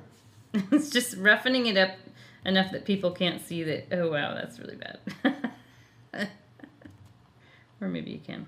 So this is something that I think, like, in talking to our students,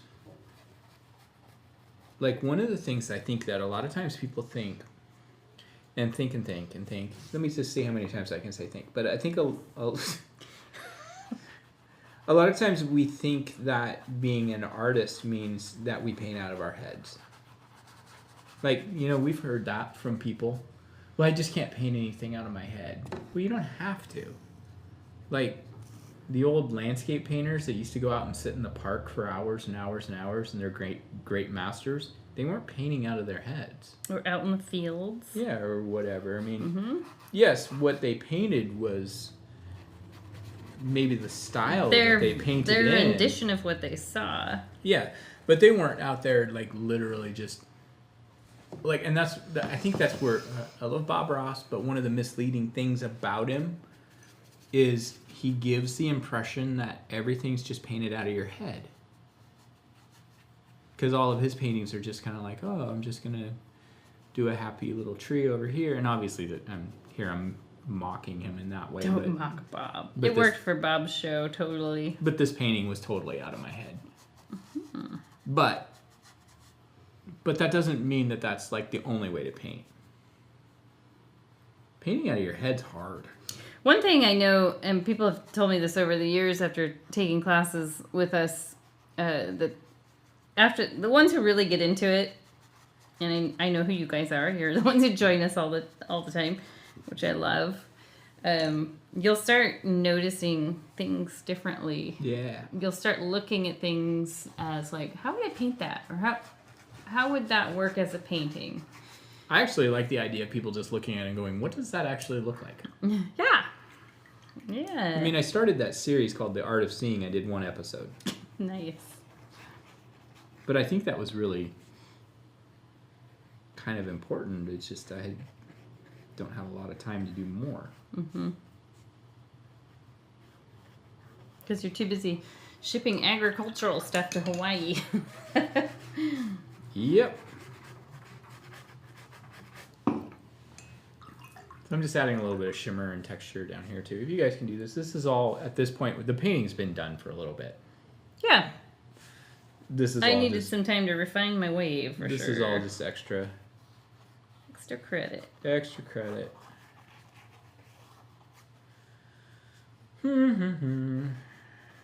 So I think probably next month.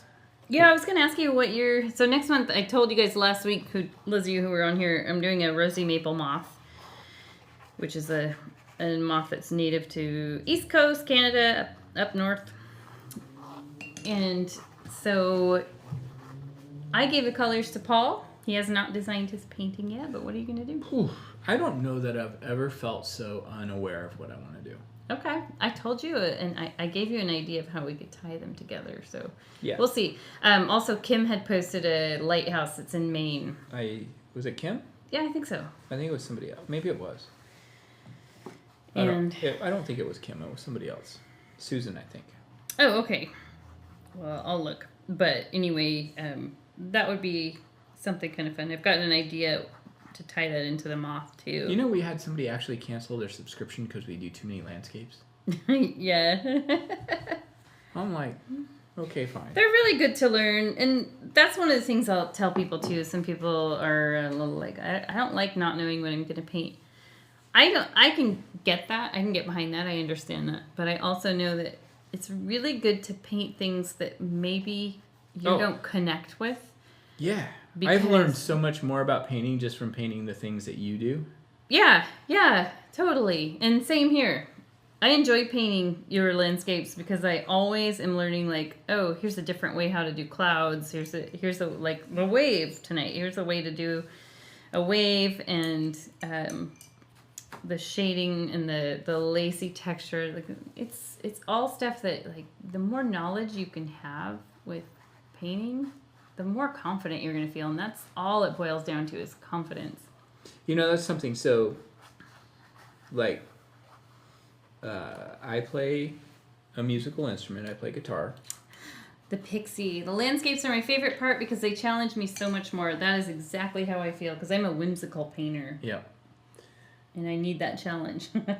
Anyway, so I play guitar, and one of the things, I've even done a little bit of minor guitar instruction for beginners, but one of the things that I've learned that's difficult about learning an instrument, and the same thing could be said of painting, is we tend to fall into our comfort zone. So we play the song that we're comfortable playing. And so we never really progress And you get bored with that. I find that with piano too. You just get better at playing that one thing, but you don't actually, your overall skill set doesn't actually get better. So where you get better is by doing something you're not as comfortable with and doing something that's not as natural. So like, for example, like maybe you like Nirvana. I'm wearing my Nirvana t-shirt tonight. But you're kind of like, you're not getting better as a musician. But all you do is play Nirvana songs. Well, try playing somebody else's songs. It was Kim, Nubble Lighthouse, Cape Nedick in Maine. Okay. I thought it was Kim. Okay. I remember some details. Not bad. All right, so my painting is done. Mine's done too, but we need to sign them. We do need to sign them. So I'm just going to take my smallest brush. I'm going to sign mine, I think, in phthalo red with a little white, maybe. Yeah, and when you do sign your paintings, I find it's helpful to mix a drop or two of water in because you are a lot of times just writing, obviously. And having that watered down paint is so helpful for that. Oop, there it is. And hopefully someday you'll be signing your paintings to ship off to somebody who's paid big bucks for it. Big bucks. No whammies. All right, let's see Jenny. Jenny went way off. Whoa. Somebody needs some attention, I think. I had to one-up you for all the times you've one-upped me when I'm teaching. So actually, I wouldn't even say it's one-up. It's just a totally different color. You know what, though? You know what the best part of this painting is? Is this right here.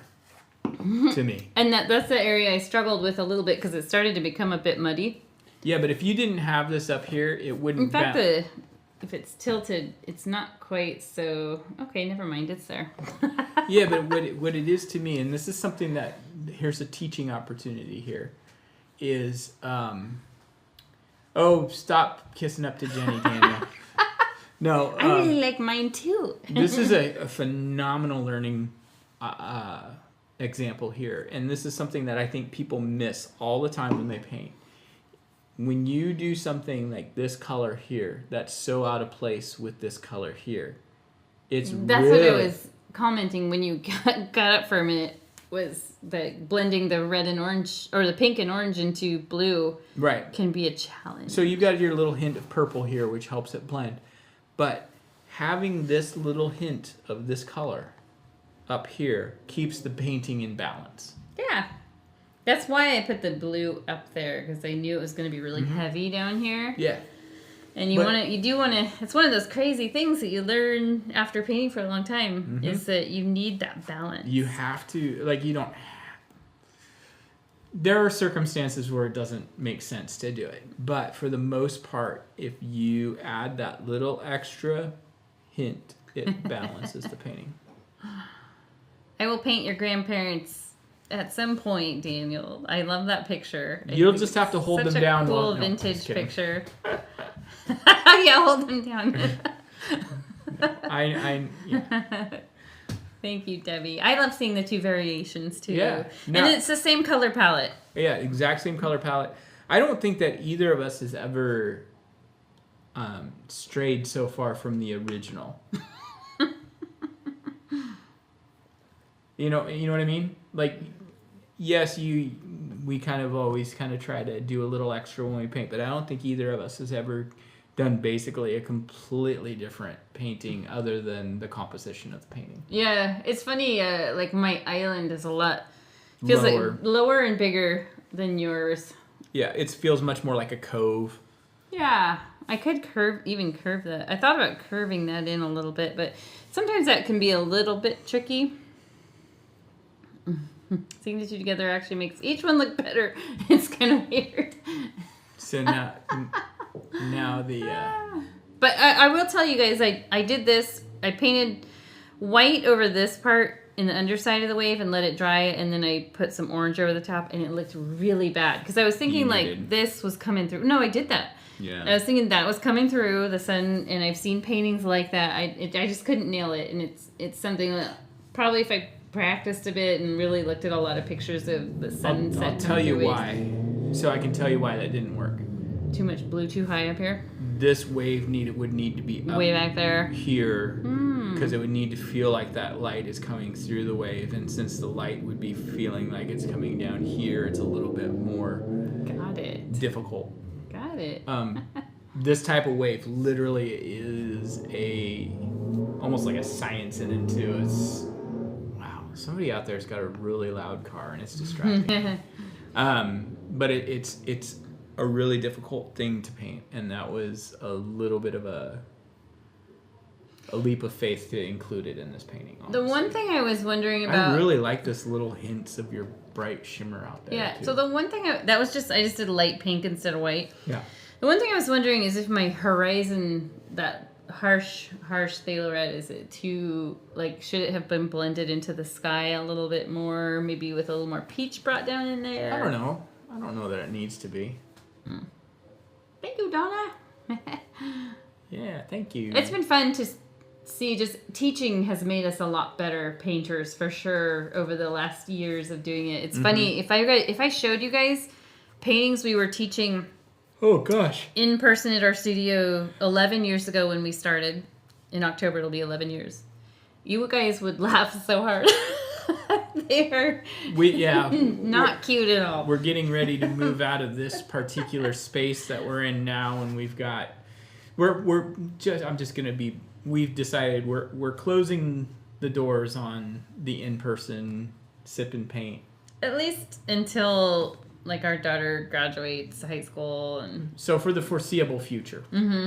And so we're going to be going through our old paintings. We've got almost all the old originals here at our studio, and we're going to be moving out of this space. Hundreds and hundreds. Yeah, and I've gone through them recently in the last 6 months, or the last year. No, it's about the last 6 months, and it's really interesting to go through them, because there's a lot of times I look at the paintings and go, oh, like my own personal there's paintings. A lot of them though that are really good, and what we usually do is we'll donate them to, there's an organization called Habitat for Humanity that they build homes for low-income families, and I just had this idea one time. We were moving out of another space, and I was like, oh my gosh, they need paintings to hang on the walls. They were so happy. We donated 510 paintings to them. It was crazy.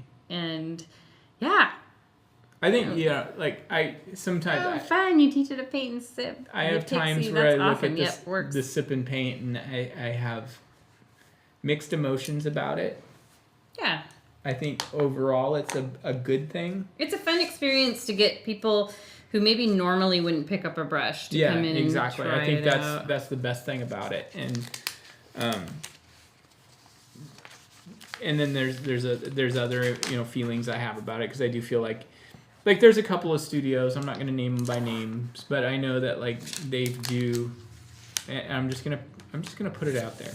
They'll do like a live nude model, and they call it Naughty Night. Naughty Night. And to me, as somebody who went to school and studied art, it's not naughty. It's just part of learning art. Anatomy. It's part of learning anatomy. And honestly, like you and I were, Jenny and I are north of 40, and north. We're closer to the other decade. But when we were first dating and we were 19, 20 years old, and we were taking art classes together, we had to do what they call it with the drawing class. We had to draw nude models of both sexes, and as an 18 or 19-year-old kid sitting next to your girlfriend and having to draw nude models, it was something that you learn in a hurry. It's not a joke. It's not something to be laughed at or mocked at. It is something that's important. But on the flip side, I also get the humor in it if you're not a serious artist. My favorite nude model we had, and I still have my drawings of her, she was very, very heavy.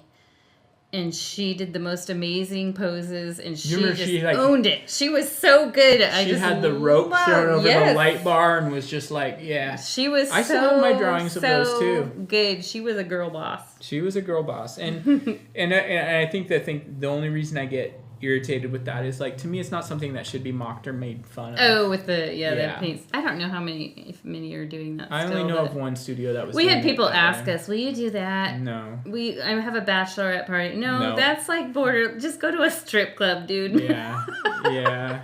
And I think that's the kind of like, from the sip and paint experience, that's the only thing that like really bothered me a little bit, was when it started to kind of encroach on like, this is... We're drinking alcohol and there's a nude model. It just felt a little...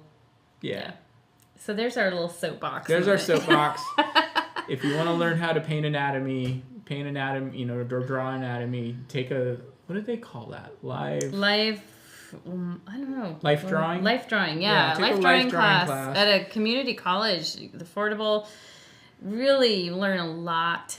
And you will blush at first. It's okay. Well, I don't know if you blush. You just might if you're 18 or 19 years old. Takes a minute to be like, okay, we're doing this. It's not we're like doing the this old. now. It's not like the old Will Ferrell skits on SNL where he was like the homeless guy that was the model. All right, I'm gonna zoom in on us. Let's zoom in on us. We're having too much fun. We're having too much fun. Here, we're back.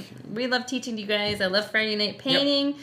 Yep. We used to do this on like a Tuesday, Wednesday night, but Friday nights are so much more fun.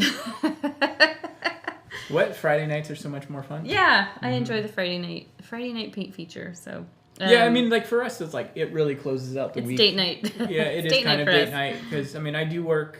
I have the other business and I work it Monday through Friday. And Fridays I only work a half day, but then it's kind of nice to cap it off with date night in the studio. Yeah, in the studio, just the two of us, and the kids are at home. Yeah. Now we're gonna go get food. And then we'll get home, and our daughter will be like, "What took you guys so long?" Well, we really appreciate you guys. So many of you guys come back every week. I love that. Introduce yourself, even if if you're shy and you want to say hi, please do. We love that. We're welcoming to everyone, and if you do the paintings with your own supplies, consider donating to our Patreon. We want to thank all of our Patreon subscribers. I'm going to put a shout out to anybody who does YouTube and they're sharing what they do. A lot of people are, and especially after COVID and stuff, people are really trying to, supplement their income or things like that. And I think I've had a couple people. We had a lady comment on one of our videos recently, and it was just like, she was so mad at us that we weren't just giving everything away, and it's like, no, we put a lot of work and effort into this. And she accused us of tricking people into buying our kits. Yeah. It was so weird. And it's like, no, we're not trying to trick you, but we are trying to make a living. So it was bizarre. I think she was just having a bad day. She might have been having a bad day. But it is something that I do think that a lot of times you do. I do it too. Like, there's people that I follow on YouTube, and I really should contribute to their Patreon because I know that they're putting a lot of work and effort into what they do, and being in that same boat, it's important. And I don't feel bad. I kind of feel bad pandering about it, but I mean, it is a lot of work. No, it's actually, when we started doing this, I really realized, whoa, yeah, it's a thing. It's a thing. I need to make sure and support everyone else. Oh, am I gonna paint Nubble Light? Is it Nubble Lighthouse? Yeah, I think you should paint Nubble Lighthouse. We'll see. Tomorrow tomorrow's his deadline for finishing that painting. So. Let me put it this way. I will work Nubble Lighthouse in eventually. Whether it happens tomorrow or not, I don't know. For June. Yeah, and just to be candid, sometimes working with the pretext of trying to do something from a directive like that, it works sometimes, and sometimes it's like, it just was not what my hands wanted to do today. Yeah, I get that totally. But I really love that lighthouse, and if we hadn't just done Hesida, that was November. Lighthouses are such a wonderful thing to paint. Like, we could paint them a couple times a year, and I doubt anybody would really complain much. We'll see what he's inspired to do tomorrow. And it will be a surprise. Yeah. Maybe it's Nubble Lighthouse. Maybe it's something different. I seriously, I don't think that in the 2.5 years we've been doing this, I don't think I've ever felt so like, I don't know what I'm going to paint. I'm not worried about it. Like I never worry about it. I'll sit down and I start painting, but. Oh, what do I need to do to re-up my subscription to get the June box? You can do that anytime. Actually, I think you have till May 31st to resubscribe. Yeah, through the end of the month, and we are going to be shifting platforms in probably hopefully the first of the month. So you may get some migration emails. We're finding that the platform we've been using has been really glitchy lately. Yeah, like shipping boxes to the billing address, not the shipping address. So people who bought gifts, they were going to their address, not like their mom's address who they bought the gift for. And it's just like the program just decided, and it's Shopify. Yeah, and it's not like it's something that like we can't possibly go through and cross-check everyone. Yeah. You know, it's just, I mean, it's not like we have a mind-boggling number of subscriptions, but it's enough that it would take too long to try to go through and figure out to make sure that the shipping is to the right place, because it's a fully automated system. And I've been talking to our software people, and they don't know what happened, but for some reason last month, most of the people that had purchased like gift subscriptions, it went to the billing address, even though the month prior went to the right place. So those people got to keep their box, and their mom got to keep her. We shipped a box to mom, and now they have a project to do together. So, I mean, it worked out, I guess. I'm just reading the comments. Yeah, I'm not totally like spacing out, staring off into the corner. I'm just trying to make sure we're really rambling tonight. We're rambling. We haven't seen each other today, though. It's been a long day, and normally we see each other. And I went to work, and you popped in for a few minutes, and then I went off and it's like we're just hanging out with you guys. So. Yeah. I figure once the painting's done, it doesn't matter because people can turn us off at any point. Yep, absolutely. But I think it is time for us to say see you later. I'm ready for dinner. I've got some side projects that we just need to film some videos on, but we're also going to be moving out of this space. So, like the gnomes that I talked about in another video, those will be coming up soon. It's just I'm not 100% sure the exact date when I can film those and get the kits ready to go. But I do have a lot of projects I've been working on. New watercolor projects for those who want to do watercolor. That's what I do at home, just because I do a lot of acrylic painting with a Go Box, and watercolor's kind of my jam right now. So that's what I've been doing, and I like to be able to share that with people when I'm inspired. So I'll be putting out another watercolor box hopefully very, very soon. And landscapes are kind of my peanut butter. Peanut butter and jam. So we will see you guys. When's our next, I guess, unless we do a video in between now and whatever we do in June? Yeah, we don't have anything specific scheduled right now. We don't have, like we had this past month, we had the May the 4th Star Wars stuff.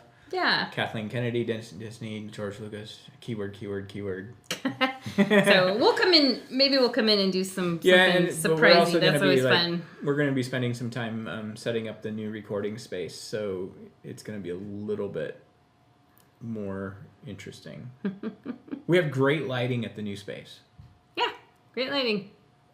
Yeah. Which is super important. Yeah. So. All right. We'll make sure that we have our chickie painting. It's our dog. Yeah. Chicken. Not really. Her name's not really Chicken, but that's what we call her. But we'll make sure that painting's still up in the background. All right. I am going to end the stream now. Thank you guys so much. Good night to all of you. I appreciate all of you. Yep, love you so much. Thank you. And we will see you next time. We'll see you next time. Bye. Bye-bye. In the session. I don't know if it's ended yet. It might still be going.